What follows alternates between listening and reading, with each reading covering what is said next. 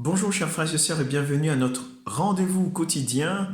En ce vendredi 13 novembre, nous méditons donc avec la parole de Dieu en cette 32e semaine du temps ordinaire.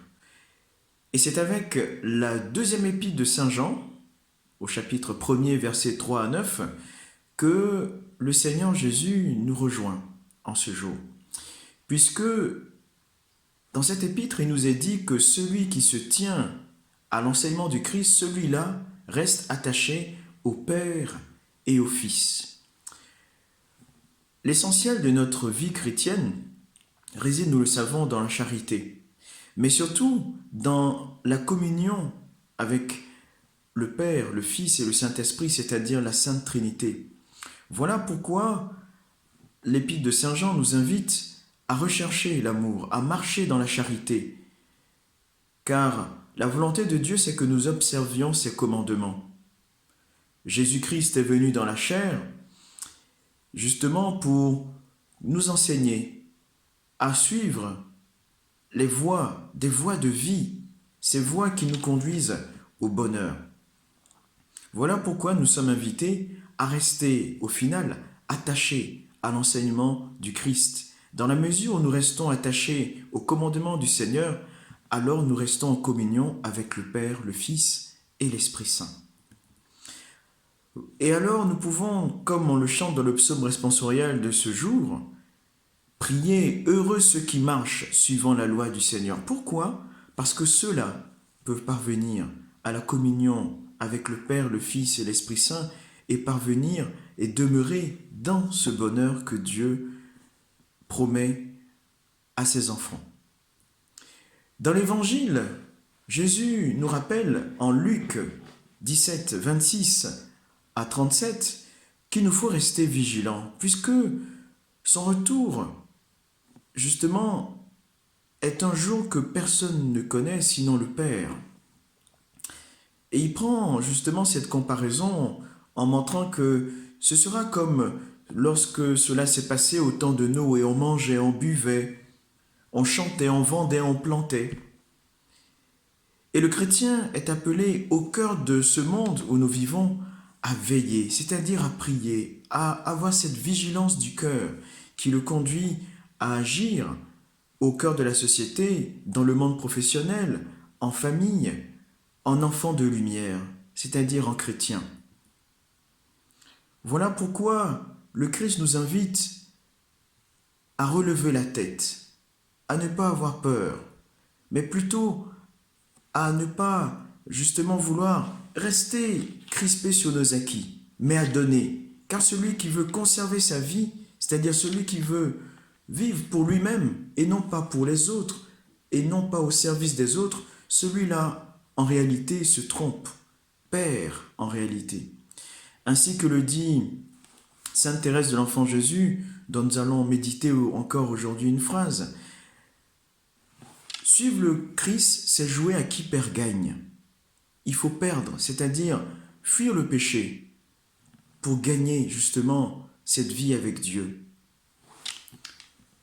Poursuivons notre méditation avec la rubrique Fratelli Tutti. Aujourd'hui, nous arrivons au paragraphe 25, 26 et 27 et 28. Conflit et peur. Voilà comment est-ce qu'est intitulé l'ensemble de ces paragraphes.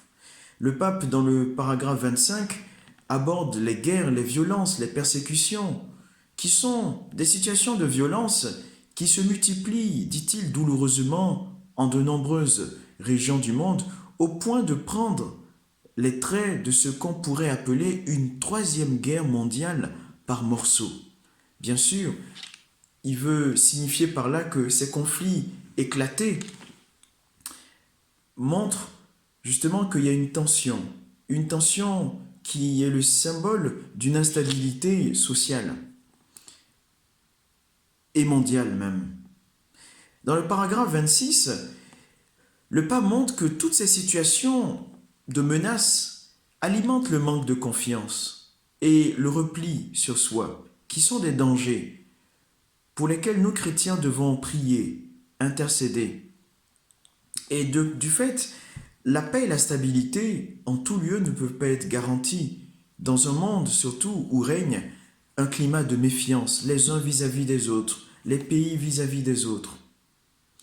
Paradoxalement, poursuit-il dans le paragraphe 27, certaines peurs ancestrales n'ont pas été surmontées par les développements technologiques. Regardons, ouvrons les yeux, frères et sœurs, nous sommes dans un monde où on n'a jamais autant eu de moyens de communication et pourtant où la solitude et l'isolement ne cessent de croître. Voilà les dangers que met justement en lumière les propos de notre pape François. Et il poursuit en disant que réapparaît la tentation de créer une culture de murs, d'élever les murs, des murs dans les cœurs, des murs érigés sur la terre, pour éviter cette rencontre avec d'autres cultures, avec d'autres personnes. Frères et sœurs, ces propos du pape François sont autant d'alertes, ainsi que le Christ nous invitait dans l'Évangile à ne pas vouloir conserver notre vie, mais à la donner pour les autres, à ne pas vouloir ériger des murs, mais à ériger des ponts de fraternité.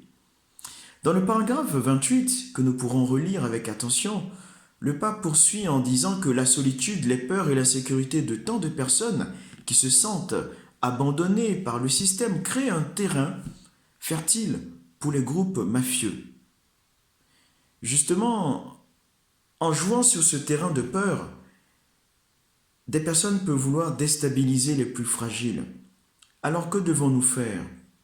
Justement retrouver ce sens de la fraternité, ce sens de la solidarité, avoir cette pédagogie du Christ qui s'intéressait à la personne humaine, qui remettait au centre le souci de la paix, une paix qui se construit chaque jour, comme nous le dit le pape François, dans un climat de fraternité, dans un climat où chacun découvre que l'autre n'est pas un adversaire, mais un frère, une sœur à aimer, à conduire au Christ pour construire cette fraternité humaine. Terminons à présent avec la méditation de Sainte Thérèse de l'Enfant Jésus. Que nous dit-elle? Aujourd'hui, nous pouvons méditer cette phrase suivante. Pour moi, je ne trouve plus rien dans les livres, si ce n'est dans l'Évangile. Ce livre-là me suffit. Je répète, pour moi, nous dit Sainte Thérèse, je ne trouve plus rien dans les livres si ce n'est dans l'Évangile. Ce livre-là me suffit. Voilà qu'encore de nouveau, Sainte Thérèse de l'Enfant Jésus nous renvoie à la grandeur des évangiles. L'évangile résume tout. Voilà ce que veut nous dire Sainte Thérèse. Mais nous avons besoin, nous le savons, de l'éclairage du magistère, du soutien de la tradition, pour pouvoir justement entrer dans cette compréhension des Écritures. Alors, demeurons attachés à l'Évangile, puisqu'il est le Christ lui-même qui nous rejoint pour nous annoncer la bonne nouvelle. Bon vendredi, bonne journée et à bientôt.